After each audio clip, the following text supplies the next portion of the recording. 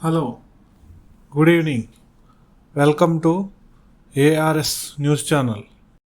భారత్, రష్యాని చైనాకు కోల్పోయాం. ట్రంప్ మరో షాకింగ్. అమెరికా అధ్యక్షుడిగా రెండోసారి బాధ్యతలు చేపట్టిన నాటి నుంచి విదేశాలపై అక్కసు వెళ్లగక్కుతున్న డొనాల్డ్ ట్రంప్ ఇదే క్రమంలో వీసాలు, గ్రీన్ కార్డులపై ఆంక్షలు, వలసల బహిష్కరణలు, సుంకాల మోతలు ఇలా రకరకాలుగా రెచ్చిపోతున్నారు. ఇదే క్రమంలో రష్యా చమురుకొంటున్నారనే కారణం చూపుతూ భారత్పై ఎన్నడూ లేనంతగా 50% సుంకాల మోత మోగించారు.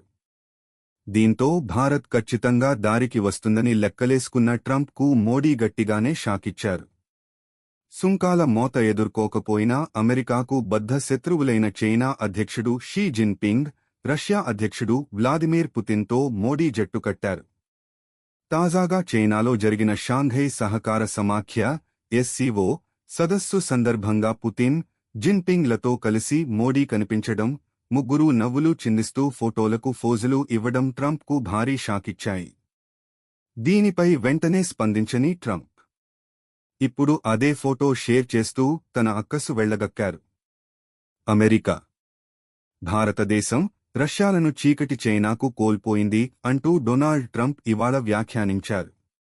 అమెరికా, భారత్ సంబంధాలు అట్టడుగు స్థాయికి చేరుకుంటున్నాయని తెలిపే విధంగా ఈ వ్యాఖ్య చేశారు. మనం భారతదేశం, రష్యాలను అత్యంత లోతైన చీకటి చైనా చేతిలో కోల్పోయినట్లు కనిపిస్తోందని ట్రంప్ తెలిపారు. వారికి కలిసి సుదీర్ఘమైన, సంపన్నమైన భవిష్యత్తు ఉండాలని కోరుకుంటున్నట్లు తన ట్రూత్ సోషల్ పోస్ట్లో తెలిపారు. దీంతోపాటు టియాంజిన్ భేటీలో పుతిన్, జిన్పింగ్లతో కలిసి ప్రధాని మోడీ కనిపించిన చిత్రాన్ని కూడా షేర్ చేశారు. ట్రంప్ వ్యాఖ్యలపై స్పందించేందుకు భారత విదేశాంగ శాఖ నిరాకరించింది. భారత్పై ట్రంప్ సలహాదారు నవారో చేస్తున్న వ్యాఖ్యల్ని ఖండించేందుకు ఏర్పాటు చేసిన ప్రెస్ మీట్లో ట్రంప్ వ్యాఖ్యలపై స్పందించేందుకు ఏమీ లేదని విదేశాంగ శాఖ తెలిపింది.